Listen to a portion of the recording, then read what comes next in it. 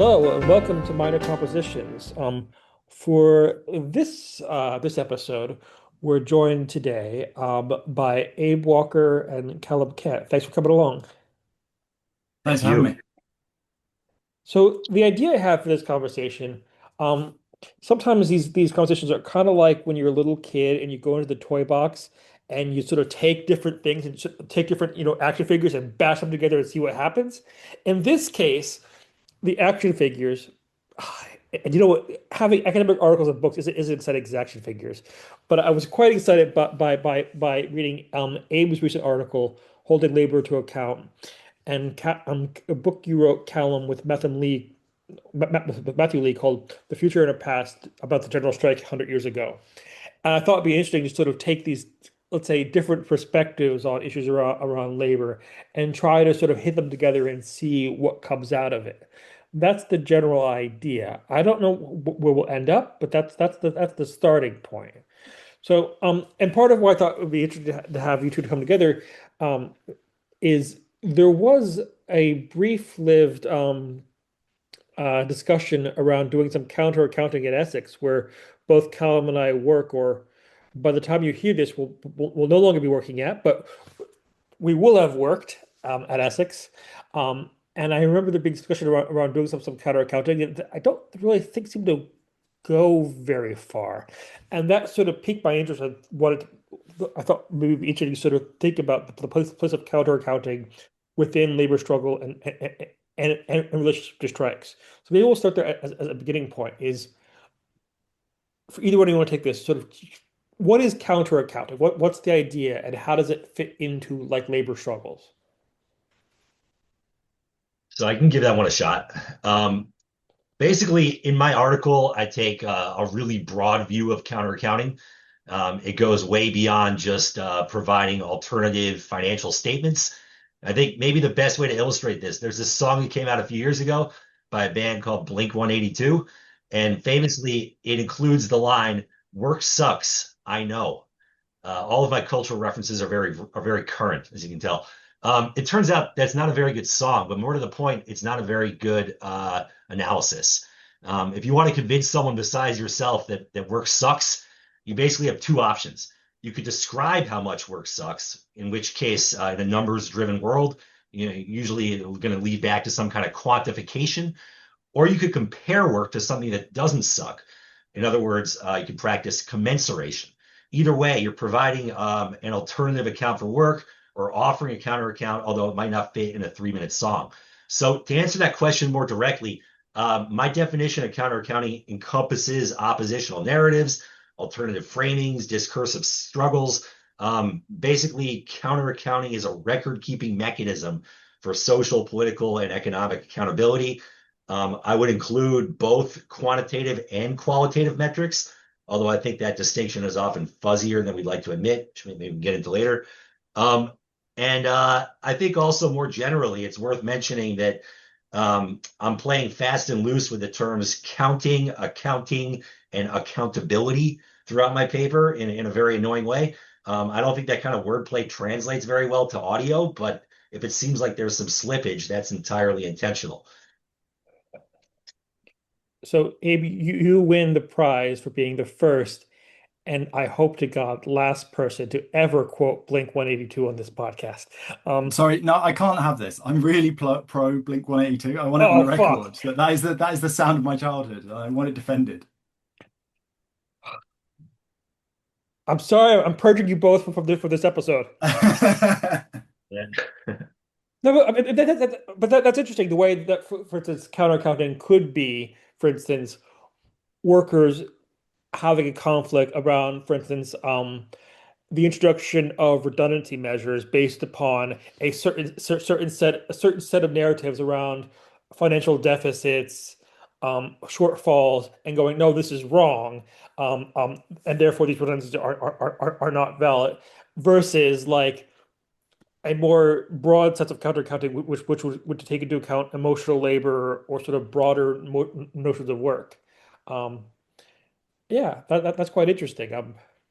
Um, I guess it also asks a question about like what accounting is, right? Like if counter accounting is the construction of these like alternative oppositional practices that give an account of the world that contradicts that of the dominant, then like what is accounting doing to us as well? And it really reminds me of those first meetings we had at Stephen when we were at Essex.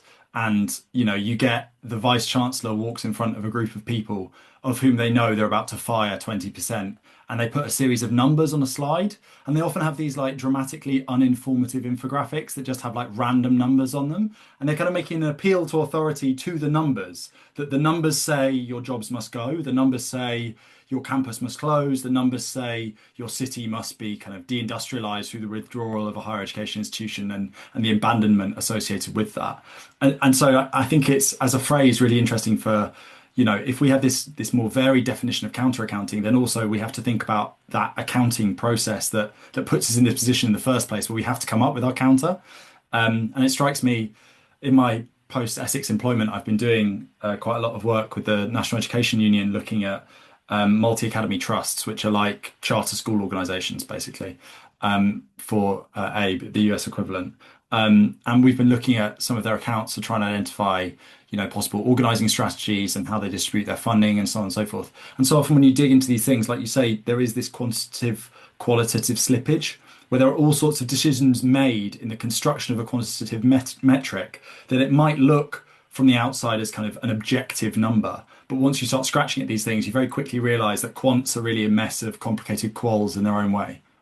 Hmm.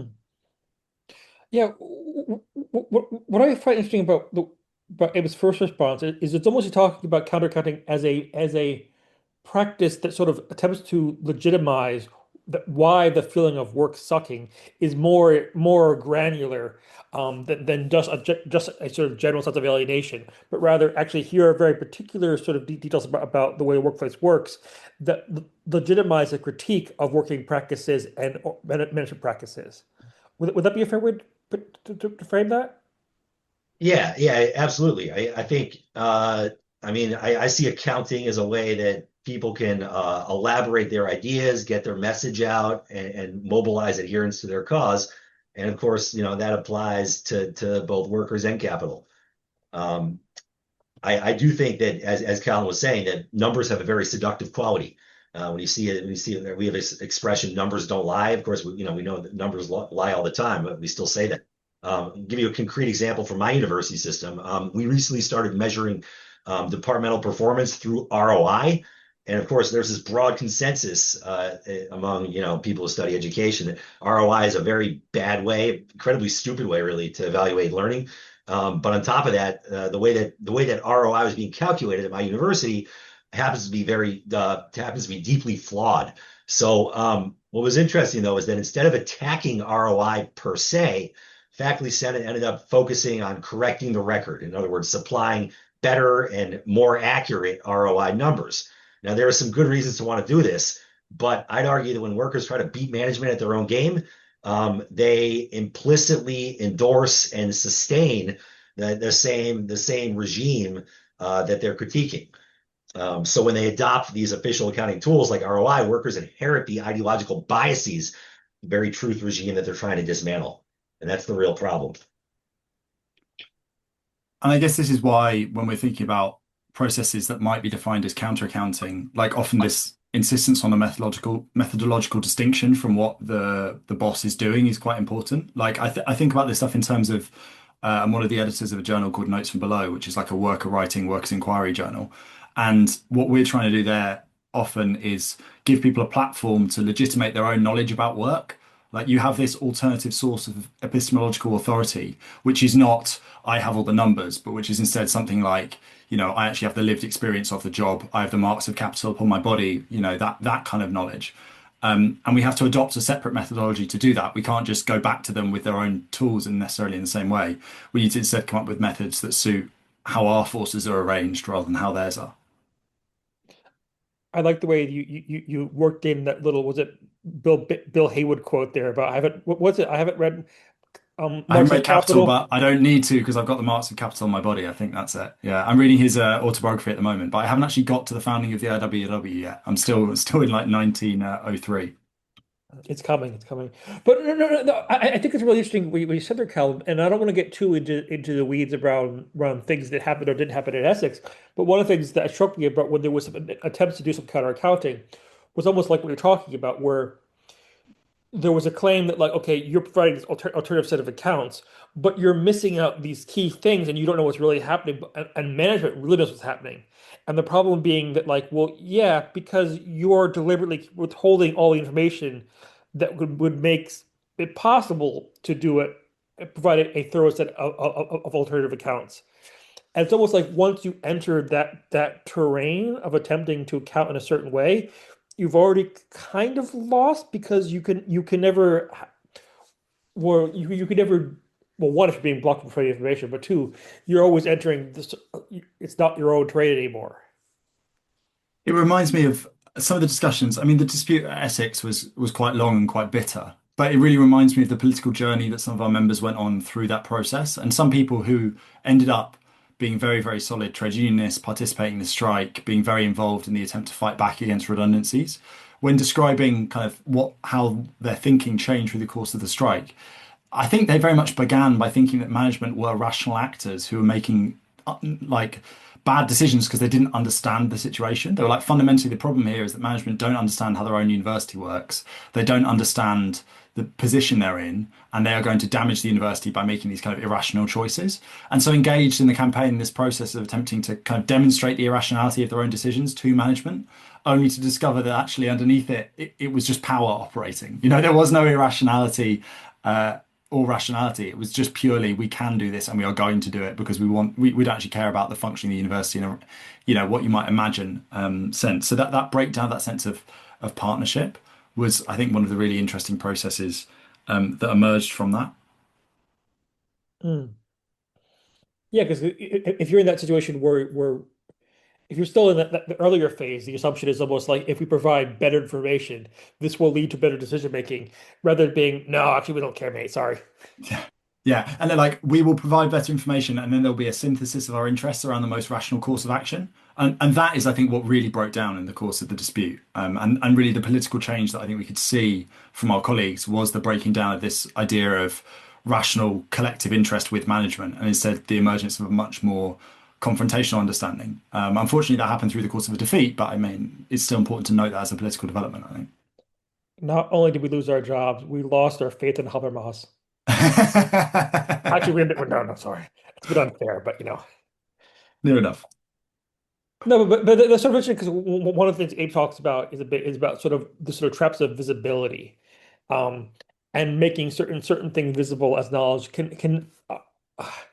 are not it's not always beneficial, doesn't always lead to a sensible response, and that can actually be sort of a yeah, it's kind of a tricky thing. Yeah, absolutely. Yeah, I think, I mean, there's some things that probably ought to remain invisible. And we need to think carefully about how we like strategize in terms of what we want to conceal and what we don't. And by way of explanation, I guess I came of age politically in a moment when Tikkun and the Invisible Committee were kind of setting the tone. The dream was to make oneself unintelligible and disappear into a zone of opacity. I know that the kids these days aren't really into opacity anymore, so I understand, like the appeal of representation, et cetera. But I think there's this much older tradition, what we used to call infrapolitics, floating under the radar, which of course is much older than Tikkun, but I'd hope that we don't forget. And by the way, there's this more recent text that I think has been attributed to the collective formerly known as Tikkun. It's all about conspiracy and insubordination. So, they're still playing the hits. But I think, we think about like visibility and opacity.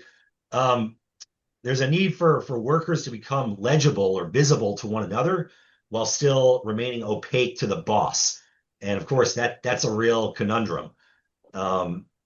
So, I try to think in the piece a little bit about how that might occur.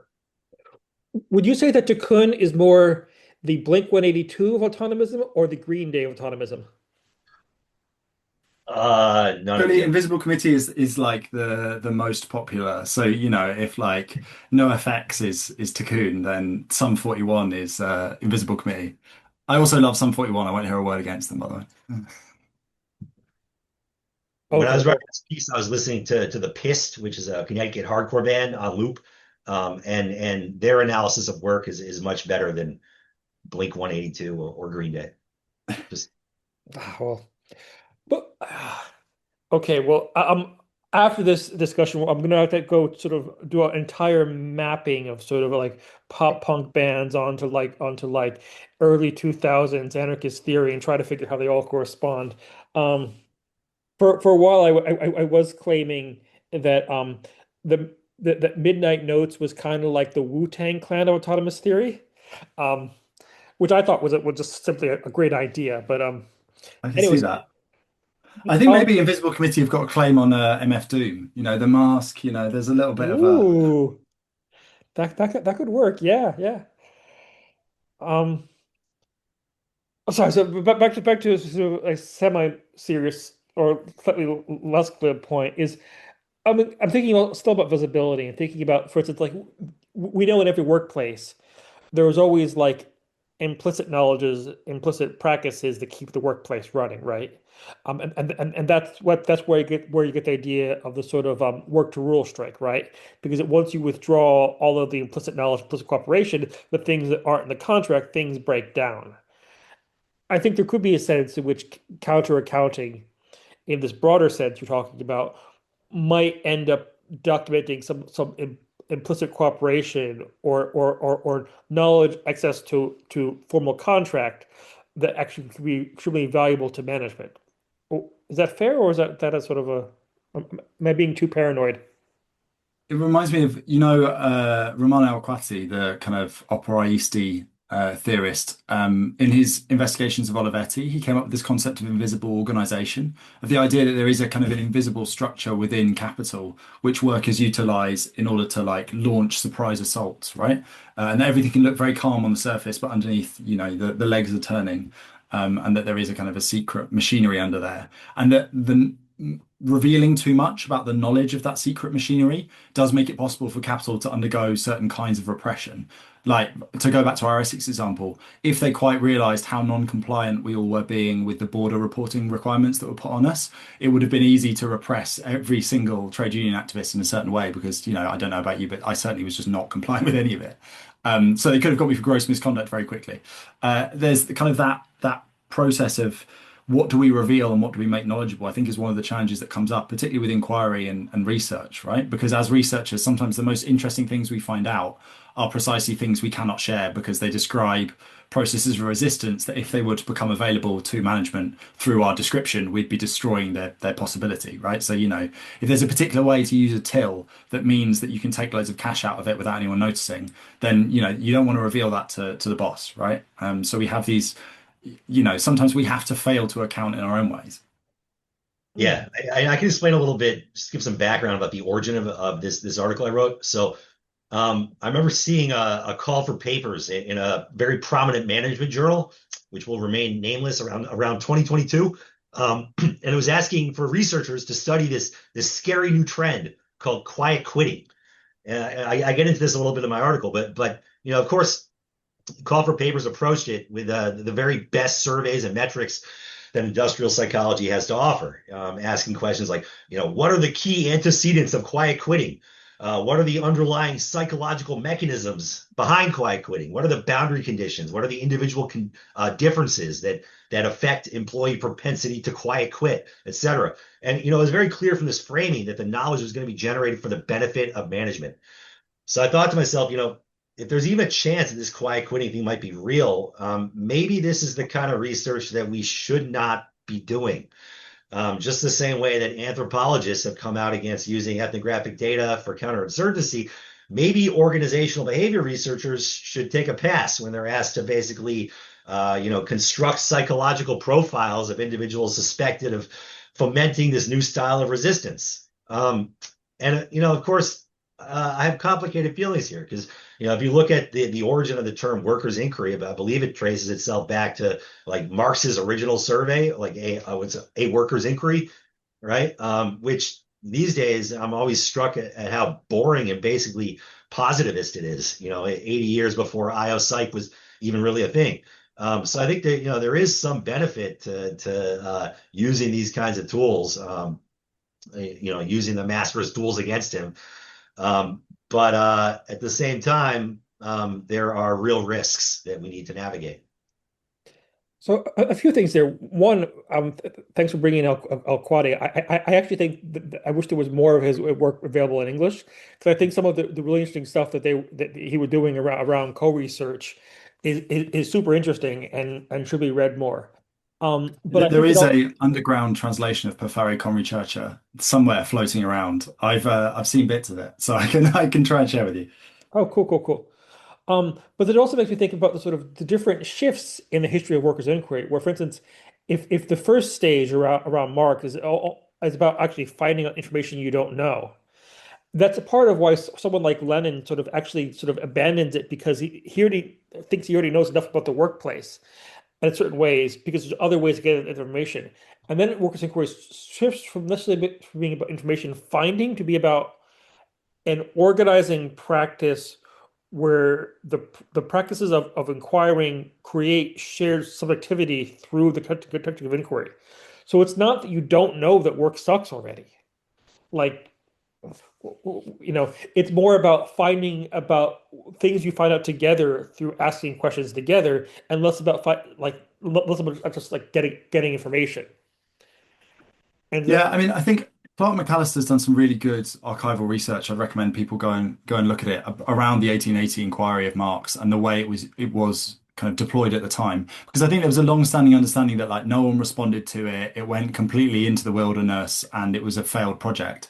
But actually, when Clark's gone and done some archival research, he's found that there was a real kind of it had the vital effect that it wanted to have, whereby it got contacts in lots of different areas. People were writing it out, filling it in, sending it back. And this happened not only in France, where it was initially published, but in a number of different European countries. So there is this kind of like afterlife to it that was much more vibrant. And I think it wasn't purely that kind of knowledge generation tool from the start, although the political aspect of it's obviously underdeveloped. And I think I agree with you that, when you see Lenin writing leaflets to the Thornton factory and involved in that process, that kind of inquiry process has become much more agitational.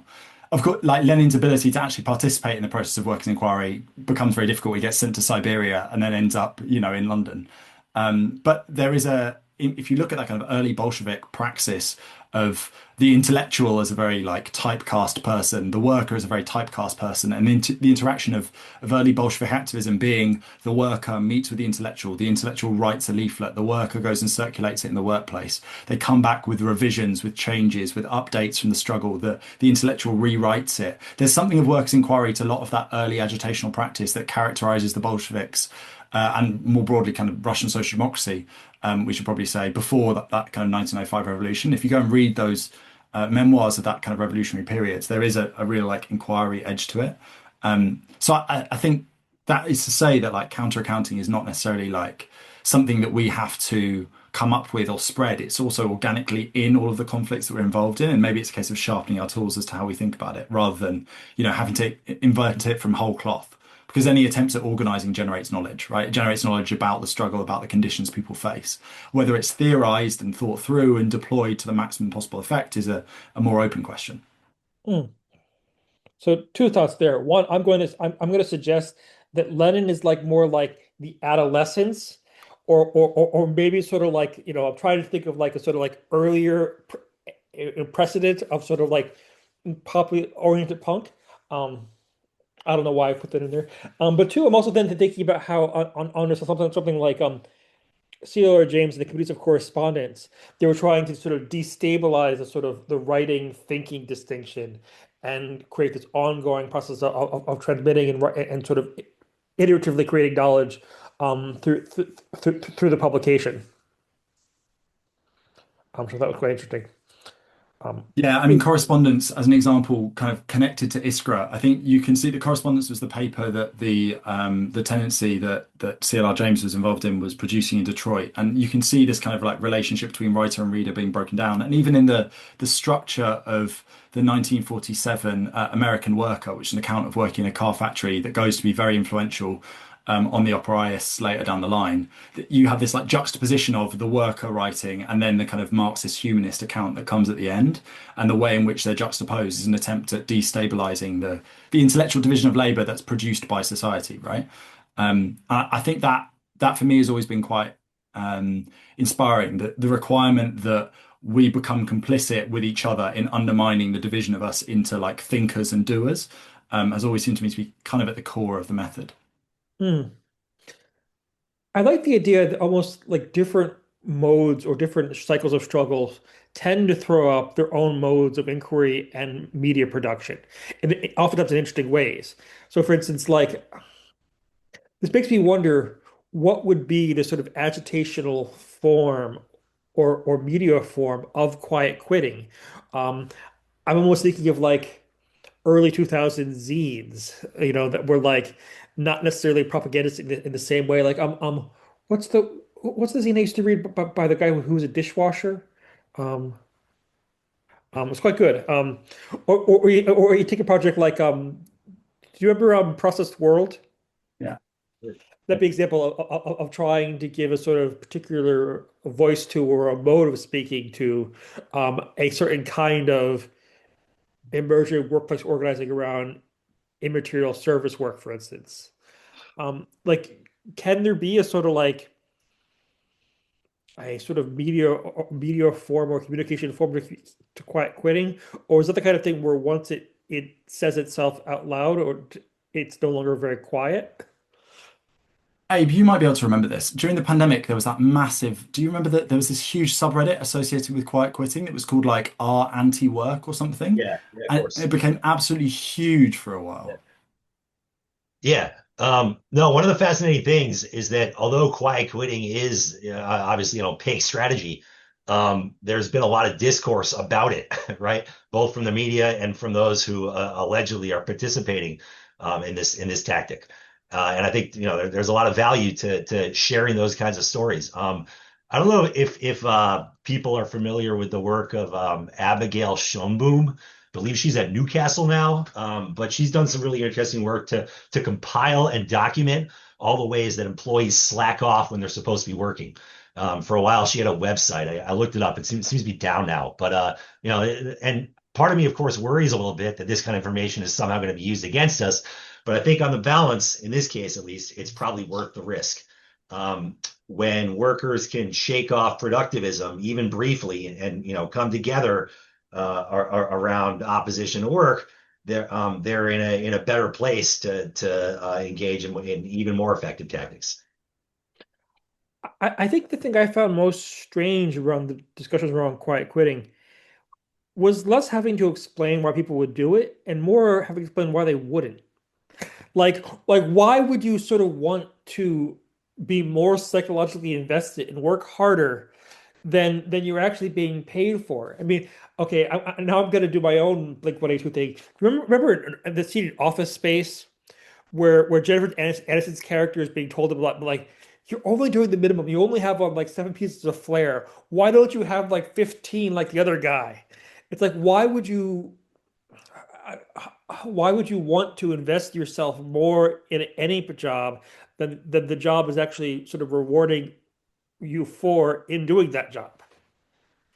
Yeah, I mean, I thought it was also somewhat illuminating about the class stratification of journalism in a way, because the idea that quiet quitting is like a novel thing that people have not been doing for a long time, or that we don't have these like practices of not working very hard, it requires a certain kind of like inexperience in the real world or inexperience in most forms of work, because people have been in like, profoundly subjectively alienating forms of work don't have to be told that this is a practice that exists in lots of different places.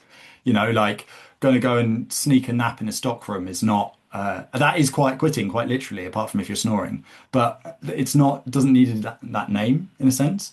So the whole discursive environment created by suddenly people were recognizing this thing was happening because of work from home that made it visible in a certain way. It was like, well, why is this being treated as novel as well, right? Yeah, I'd say at the same time, my interest in the phenomenon, I noticed like there was a moment when there was a real panic on the pages of the Financial Times, the Wall Street Journal, the rest of the business press. And, whenever the bosses are getting nervous, there's reason to pay attention. I thought to myself, well, this is kind of interesting, whether this is real, pretend, or somewhere in between. Obviously, the bosses were getting scared in a way that we just hadn't seen before. Um, and of course, by the time that this darn article came out, like 3 years later, no one's really talking about quiet quitting anymore. But that's academic publishing for you. So two thoughts. One is when I used to work in a gas station or a petrol station. Was always a guy named Randy who would always come in. He always said first thing he said to me is working hard or hardly working.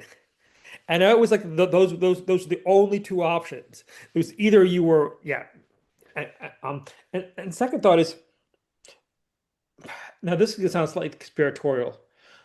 The discussions around quiet quitting happening at the certain stage of the pandemic, where it almost seems like what's happening is almost like there is like management and sort of asset class anxiety about we are not sufficiently exploiting our assets of owning workplaces. Therefore, we're going to create a moral panic around people not working hard because we're actually worried that we aren't sufficiently using our own sort of assets very well. I also think it was due to a breakdown in the systems of control that they've been able to rely on, right? Like office cultures had very particular ways in which they were dominated. Like there were certain forms of cultural production where you were like, okay, we're going to make everyone feel this way around working in the office. We're going to have this kind of surveillance. We're going to have X, Y, Z. And you could get quite a lot of output out of people. Whereas the work from home thing did, for a lot of white collar work, kind of collapse those systems. So in a sense, it's natural or quite easy to understand why there would suddenly be this anxiety about the productivity of labor that was no longer so tightly spatially controlled, but like distributed more, and this fear that people aren't going to be doing enough, and that emerging in the middle of a pandemic where all sorts of things that used to be certain and maybe they're not so certain anymore. I can kind of understand it from the my COD psychoanalysis of the bosses. Yeah. I mean, at the same time, that there was, I guess, some empirical evidence that some of this stuff was actually happening. Like, I'm not revealing any secrets here because this is all pretty well documented. But like, you can buy these little devices online that make it look like your mouse is moving when it's not, or imitate keystrokes so that you can like simulate the activity of being at your computer when you're off at the beach or something. And again, who knows how widespread this was. But I do think, and again, one of the other things that intrigued me about quiet quitting is that, the use of deception, I think, is quite important for the labor movement, quite important for any way that we might imagine resistance. And there's this whole sort of sub-history of labor, or alternative history, if you want, about, workers using subterfuge, deception, tactics of invisibility to fool the boss. And it seemed like in some ways, quiet quitting perhaps was of that genre. Yeah, and those tactics of like sabotage, deception, those come to the fore when you don't necessarily have the open like power relationship with the boss where you can quit loudly. If you're not quite in a position where you're organized enough to do some of that, organized collective withdrawal of labor, then maybe these tactics come to the fore as kind of survival techniques. I'm reminded of a lot of the call center literature where people talk about, informal resistance techniques emerging in part because there is not collective organization. So you're left reliant on these kind of informal tactics to do what you can to fight back, right? When we don't have access to those like more collectivized forms, sometimes it becomes more important. And especially if you don't have like a rigorous form of collective bargaining where the boss to a certain degree has to accept the existence of trade unionism or accept the existence of a collective working like subject, it becomes much more important to have plausible deniability. Otherwise, you're just going to get victimized, right? So I'd maybe push back on that a little bit. I don't think this is necessarily a disagreement so much as a question of emphasis, but I think like collective resistance and deception are actually perhaps much closer than we might often admit. Like for example, I think in the American labor movement, one of the pivotal moments is of course the Flint sit down. And we think of this as being like this overt display of traditional workers' power. But if you look a little bit closer, you find that this strike itself revolved around trickery and deception. There was this key moment when workers staged a fake battle outside Chevy Plant 9 as like a decoy to draw the police away. Then they went and took Chevy Plant 4, which is their real target. So, the classic bait and switch. And actually, Callum, to tie this back into some of your work, I was sort of digging through your book and I found at least a handful of instances that you mentioned where, workers were falsifying records, using code names, using ambushes to surprise the enemy. And I find that we find these examples like sort of sprinkled through both American and British labor history. Once you start to dig into it, you discover that trickery often coexists alongside more conventional tactics. But it's obvious why this history has been suppressed. Like it's a whole lot easier to get behind a broad-shouldered and thick-necked John Henry than a shifty con artist, right? Well, I wouldn't disagree with you, really. I think, particularly when you look at the South Wales miners in 1926, where the kind of struggle that they end up in after the general strike has been defeated, but they're fighting on alone, reaches a very, very high level of kind of militant intensity and often involves, disputes where they are using sabotage, using guerrilla warfare style tactics. The Afan Valley, which is part of South Wales and the coalfield there, at one point their Council of Action renames itself as a Council of War because they view themselves to basically be in military confrontation with the state through the continuation of this strike. And there are all sorts of traditions, whether they be the Scotch cattle, which people might remember from E.P. Thompson, or others, where these kind of forms of collective action at night are very important to the formation of the British working class, not just in that kind of like E.P. Thompson classic period that ends around 1840, but also in a much more recent period of time, right? When you think about the conflicts between scabs and pickets, all the way up to the 1984-85 miners' strike, and the Wapping dispute, these are very significant there as well. I think what's interesting here is I guess we're talking about are all kinds of what James Scott would call weapons of the weak, right? Which tend to be sort of more individualized responses to structures of power. But the interesting thing is sort of how those more individualized ways of responding can relate to forms of collective organizing. But then how it becomes in the interests of certain actors, whether management or unions, to sort of write those things out of the record. Yeah, I mean, especially for trade union bureaucracies that have a kind of access to bargaining and the ability to have a relationship with management because they can plausibly claim to contain what workers will do into a few narrow channels. If your basis of a negotiating partnership with management is unless we say so, people won't resist you. So, you come talk to us and we can control the kind of the degree of resistance and the type of resistance you have to deal with. It becomes immediately like that deal becomes much less plausible if there are forms of like myriad uncontrolled subterfuge going on at the same time. So there is, in a certain vision of kind of partnership and class collaborationist trade unionism, a strong incentive towards the control of these forms of subterfuge, right? It actually becomes directly in the material interests of the bureaucrat who wants to maintain the negotiating relationship to prevent people, undertaking these forms of resistance. So that's why if you look at the history of British trade unionism, you can often find, trade union officials on the front line of fighting against the tradition of taking St. Monday, right? Where you would occasionally just take a Monday off because you're hungover. Often British trade union officials were deeply involved in the process of trying to undo that tradition. Yeah, I think about, of course, Stanley Aronowitz' work, False Promises, where the Wildcats in Lordstown, Ohio, in the early '70s were as much had as much to do with the counterculture as radical politics, if the two could even be separated, right? Workers were doing drugs and listening to rock and roll. Punk wasn't around yet, I guess, and they started to believe that they could there was more to life than work. Which of course pit them against both the boss and the union, right? So I think quite often so-called individual tactics are a precursor or maybe a staging ground for collective forms of refusal. There's this quote from Negri I love in part because it has so much about sort of like a hello fellow kids energy. Is when he has this line where he talks about like our discovery that the workers on the assembly line smoked joints was just as important as the reversal of perspective. So he's like comparing this like sort of big trunky moment of understanding labor comes before capital, going, yeah, but then we discovered that the workers were stoned. I was like, and I was like, I think you're overselling it a bit, but sure, Tony, cool. I appreciate it. I appreciate it. Imagine what Lordstown could have been like if they had access to Good Charlotte. We'll never know, but That is no, no, sorry. Actually, let's go with it. There's this one part, and I think it's the Robin DJ Kelly book. Is it Freedom Dreams, where he's talking about he's going to an organizing meeting, some socialists in the '70s, and they're playing nothing but like Peter Seeger and Woody Guthrie, and he just yells out, like, "I want Bootsy! Um, we need the funk." there's a very when I was first getting involved in trade unionism in London and starting to organize alongside some people in the IWGB, I remember. Do you remember that song Despacito?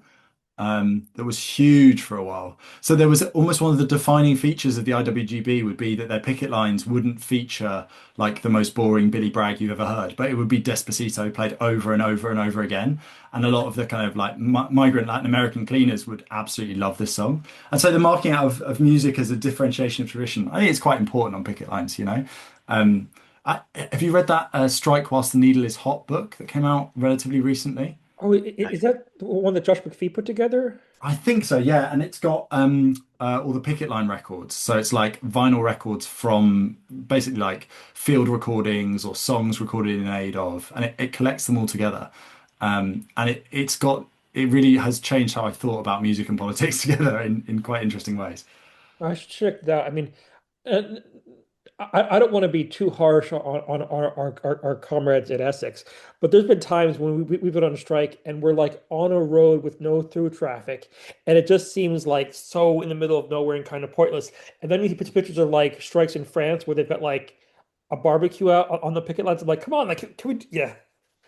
Yeah, I mean, I think this is a development process, right? Like, I don't want to derail us to talk too much about Essex, but Essex was historically, a right-wing branch of the UCU, the University and Colleges Union.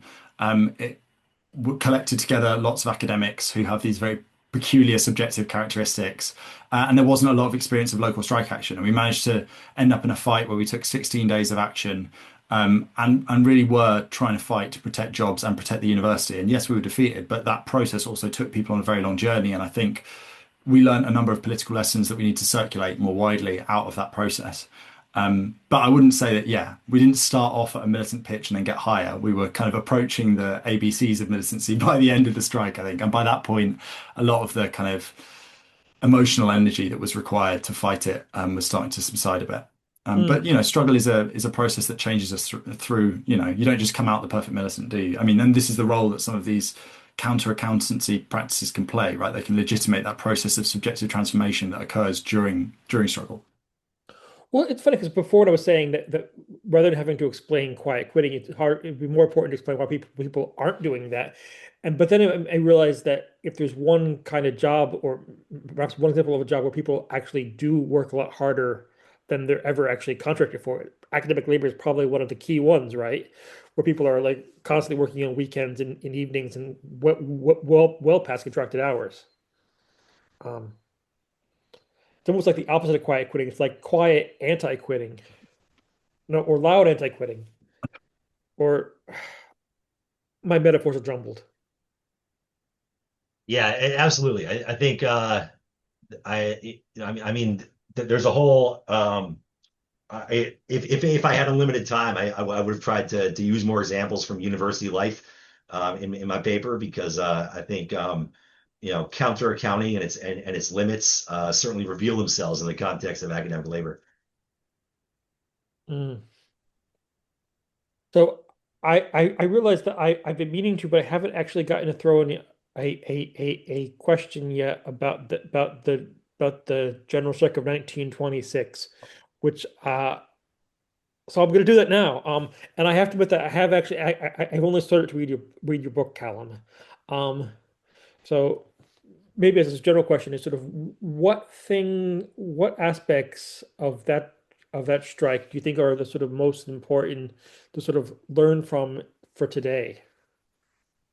So when we're in the process of starting to put the book together, myself and my co-author Matthew Lee were in a very, very good pub in Southeast London that we love a lot, and chatting about what kind of things we wanted the book to communicate. And at that point in time, I think we were both feeling kind of like politically bruised in lots of different ways. Um, and as we were kind of sitting there and talking about what we thought the history needed to say and what we thought kind of the emotional tone of the book needed to be, we kept on coming round to this concept of agency and the need for there to be something about the history that told people not just that like this moment of at times near revolutionary rupture in British history really existed and did actually happen, but also that it was made to happen by people like us, and that we are the people with the capacity to do it again. And there was this kind of logic that structured the way the book's organized, which is it tells the story of the 1926 general strike, but it also goes back to the three key locations where we tell that history, and it looks at them in 2026. And it says 100 years later, what are these locations like? So South Wales, where the coal was being stopped from coming out of the ground. And we go back there today and look at the process of deindustrialization as the steel plant down at Talbot is starting to close. And we look at Swindon, where, the nerve center of the British railway industry. And we're looking at what's going on there today with drone manufacture and warehousing. Or East London, where the docks were the centre of food imports for much of the southeast and the most populous parts of Britain. And we go back there today and look at delivery work and platform labour. So this constant attempt at the juxtaposition is to give people a sense of the agency of rank and file workers. Because one of the key features of the 1926 general strike is that actually it's not led by the official leadership. In the run up to the strike, Britain has been going through a near decade of moments of explosion after explosion. You go from the 40-hour strike at 1919 in Glasgow, which almost turns into a general strike from below. You talk about a number of like major industrial confrontations where it seems for a moment that there's going to be this combination of the dockers, the transport workers, the train drivers, the train workers, the railway workers, and the miners are all going to come out together and lead a general strike. This kind of possibility reoccurs over and over. And in 1926, it actually happens, but it happens in part because the government understands that they need to change the model of British imperialism, and they want to accelerate into the confrontation because they think they are now prepared to win it. So this kind of catches the TUC, the Trade Union Congress, the official leadership body, and particularly its General Council, which is the HQ of the trade union movement officially, completely off guard. So at the point at which the general strike actually begins in May 1926, they've done little, if anything, to prepare for the possibility of a confrontation. So when the country starts to shut down, when miners wake up and don't go into work, when the railways aren't moving, when food's not coming off the docks, when people in every part of the country are not going to work, the people who are left in control and making the decisions about the situation are the rank and file, right? Because they're the only people who can make the decisions. It's almost because there's such little preparation by their own leadership, they're not even really prepared to sell them out at the very first moments of the strike. So creating that sense of, it was us and our predecessors who did this, we were in control. And actually at the end of the strike, there was a possibility for something quite different. I think one of the most kind of historiographically interesting parts of the book is its conclusion, where it argues that, there's this tendency to refer to the general strike as 9 days in May. Well, on the 10th day, the day after the TUC sold it out, when it was meant to be over, more people were on strike than at any other point in the dispute, right? It at very least is 10 days in May and really should be thought of as a much longer period. We went into the archives and found records of people at iron foundries a number of weeks later writing to the TUC being like, no one's gone back to work and we can't make them. They will just refuse to go back. They think the general strike is carrying on. What can we do about this? So we also wanted to recover that moment of revolutionary possibility. And I think it was, if not immediately revolutionary, there was the possibility of transition to a pre-revolutionary situation at that moment in time where around the country, the TUC tried to call off the strike, but they almost weren't able to. And the strike almost continued escalating and alternative forms of rank and file leadership almost emerged. So that kind of combination of the agency, of the political role of the rank and file, of the way that different parts of the labour movement, different parts of the class can at various times take leadership positions and do a better or worse job of it.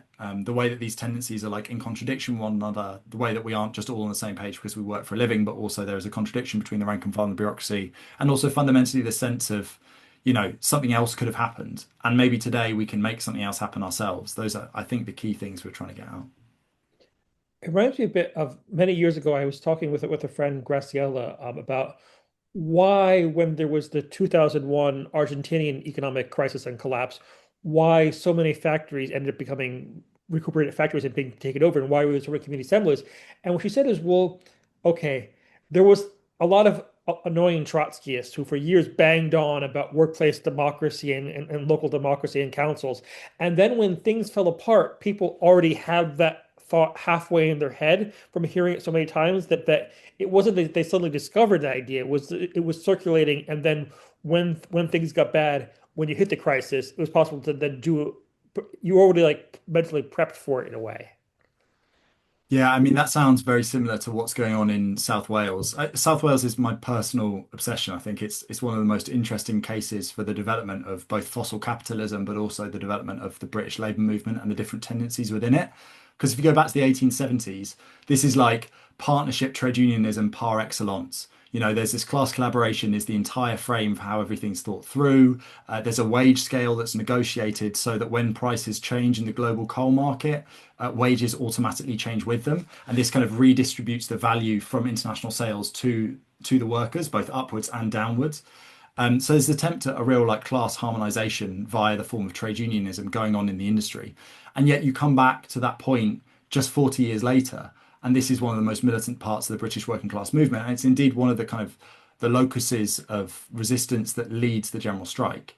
And how does this process of transformation come about? And part of it is down to this group called the Unofficial Reform Committee, who form out of they're kind of a new generation of younger miners who are coming of age and experiencing industrial conflict in a period where this partnership trade unionism is falling apart and failing to deliver anything like gains for them that they need. They're being formed at a period of mass migration and social change where South Wales is absorbing migrants from the rest of the UK and also the rest of the world at the same rate as America. There is this huge transformation. The demand for energy is flooding these areas with labour. And as a result, there's this kind of total social recomposition going on at the same time.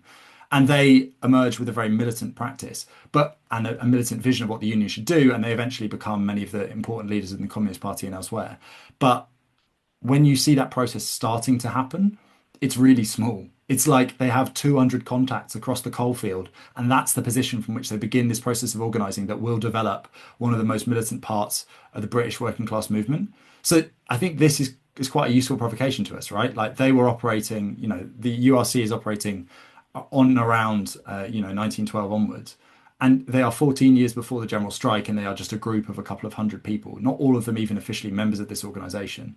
But because they're there, they're in the right place, they develop a form of politics that's suited to the conjuncture and the class composition they face, they're capable of having this outsized effect.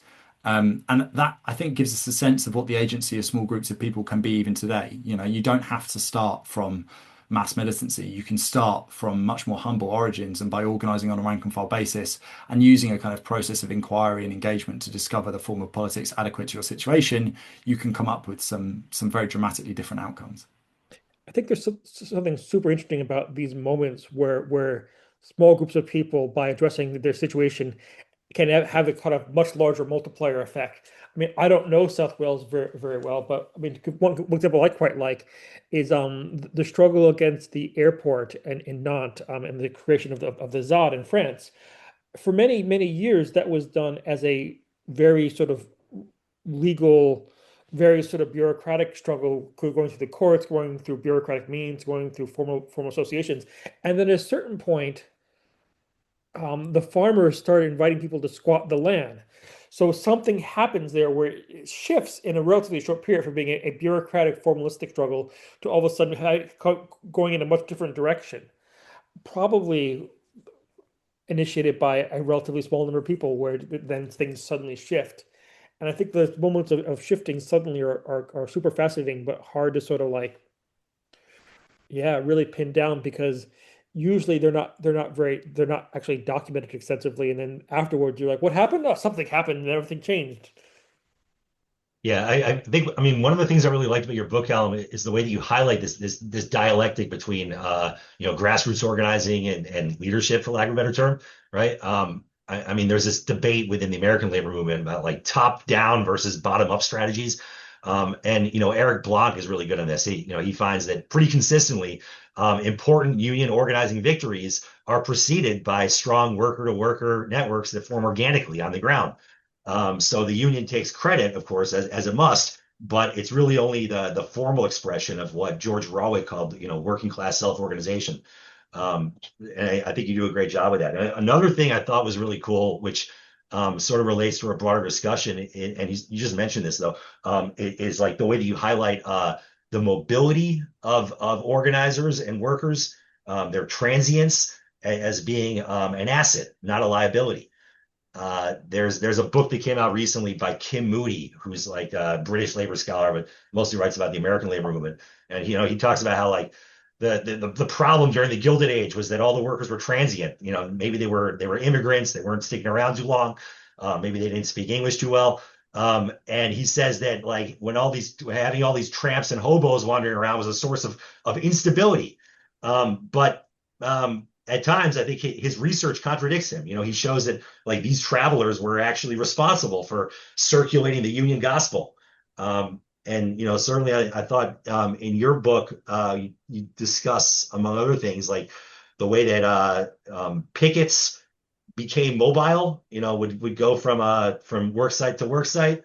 During the 1919 Glasgow strike, for example, right? There were workers like marching between power stations and factories, like calling workers out into the streets. We see this time and time again, that workers are unwilling to confine their activity to a single location. Yeah, it really reminds me of the history of the IWW is also, I mean, I haven't read the Kim Moody book you're referring to, but I would my instinctive reaction to the argument you present is, well, how did the IWW spread, right? There's this organizational transition that occurs in the IWW. I can't remember the exact date, basically where they start to allow organizers to go out with in their satchel everything they need to run a branch. So you can carry with you, the dues book and the cards and everything, and you can run a branch from anywhere in the country. So suddenly you can jump on a train and go with the agricultural laborers or go with the lumberjacks or go wherever, and you can be organizing in that place as you go. And they kind of create these mobile, unbounded union organizing possibilities. And then even themselves unionize certain forms of transport and movement, right? So to ride in this railway car, you need to have your IWW card, or they take collective action against the people who attempt to prey on migrant workers, or they might all collectively refuse. In the form of the strike might even be, okay, it's harvest time. If you don't want us to work at the wage rate we think is fair, we're going to move on to the next town. Like collective labor migration is a form of struggle in itself. And so all of that, like, it strikes me that certainly for some forms of workers, and they might not be the forms of workers that can form the most durable or long-term organizational forms, militancy and movement are very interconnected in the way that, Sandra and Misadra are talking about migration as a social movement or whatever. These are kind of obvious connections.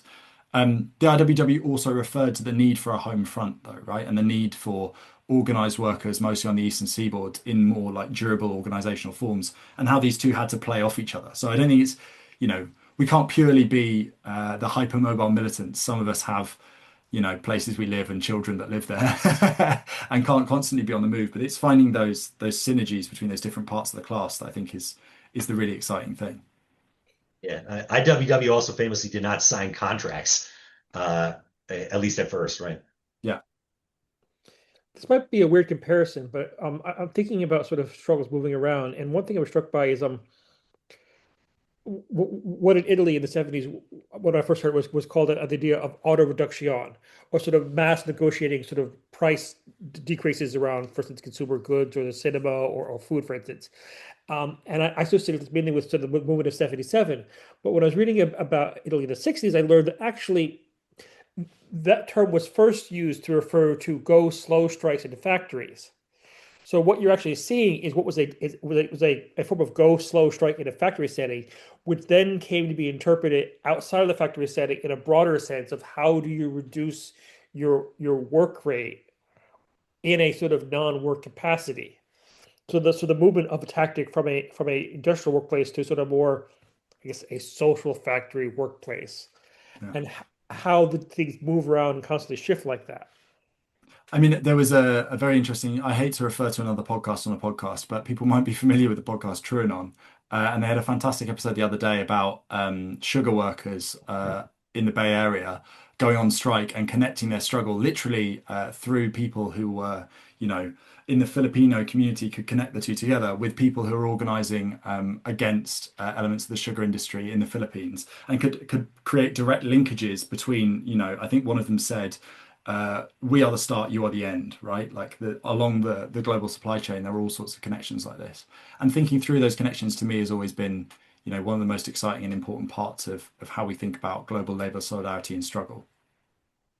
Yeah, one of the really exceptional things, I guess you could say, about strikes is the way that they explode the boundaries of the workplace, and also in a certain way like destabilize the worker subject.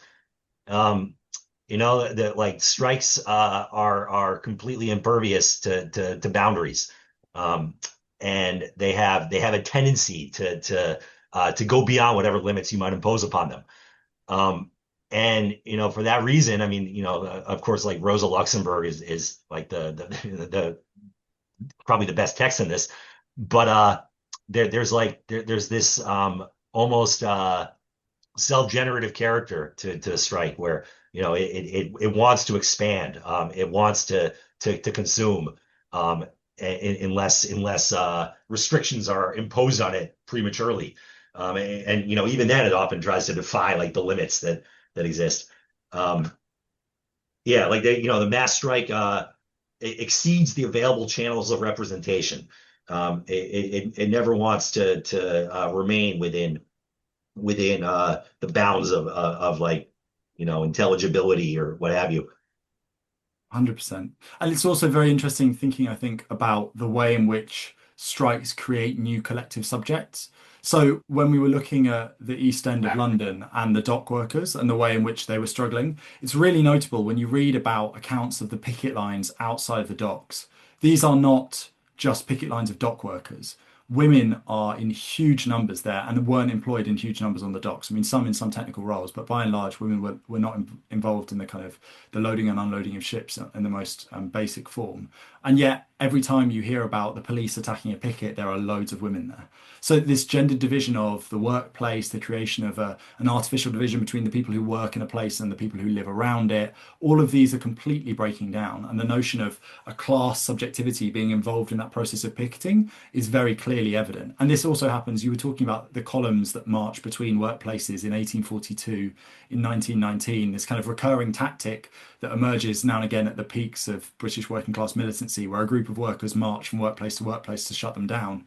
They kind of refuse the logic that is encoded in the law that you can legally picket your own workplace. But when you go and picket someone else's workplace, this is somewhat an imposition, an outrage, a breaking of democratic principle, whatever. They break that down by creating a kind of working class subjectivity that claims a right to every single workplace as its own terrain, right? Like you can't tell me that I don't work here, so I can't picket here. No, no, no. I'm a worker. We are all workers, so I have the right to picket everywhere. That's the general strike in its expansive character, right?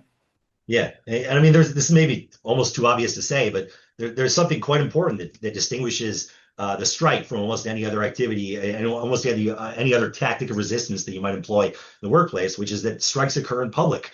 They occur outside the work, I guess, unless you're occupying the factory, but even then, you're making a private space public, right? So for that reason, strikes are kind of open. They're open to the world, and unemployed people, various sympathizers are free to join in.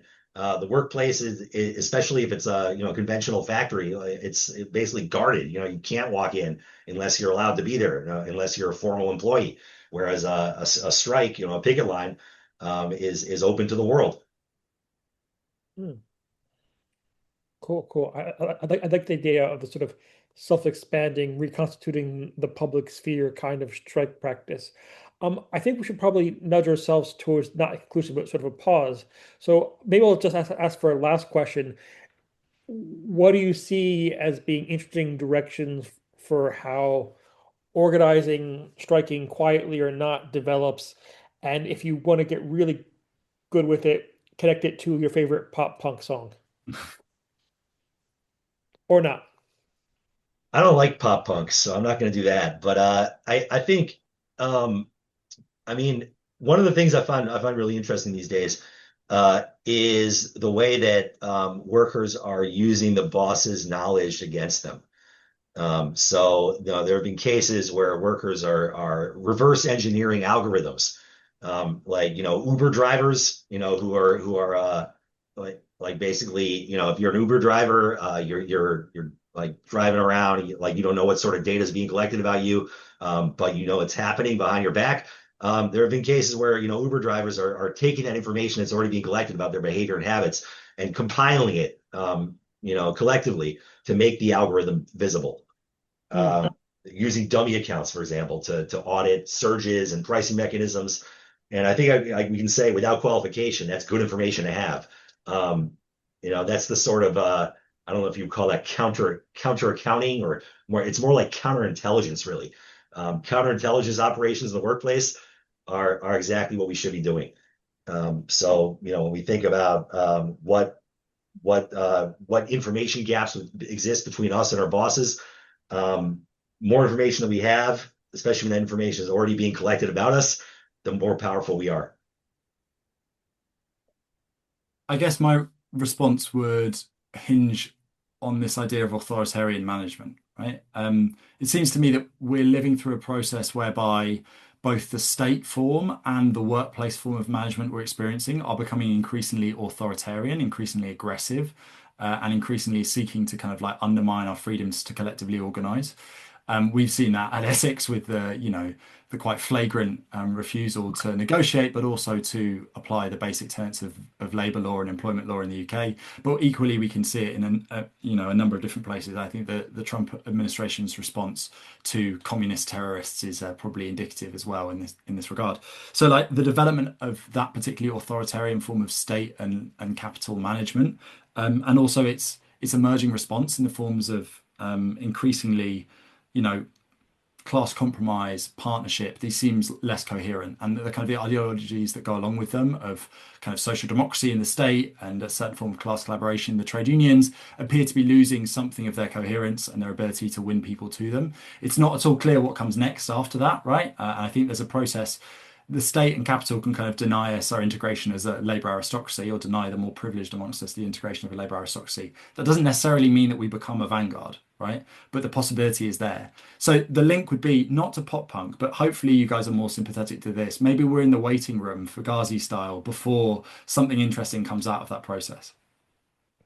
Well, to finish with the Fugazi thought, from bed Fred for scraping, I don't want to be defeated. I don't want to be defeated. Thank you both of you for coming along. Thank you. Thanks, Stephen. That was so much fun, guys. Where do I press stop? Late night, come home, work sucks, I know. She left me roses by the stairs. Surprises let me know she cares. Say it ain't so, I will not go. Turn the lights off,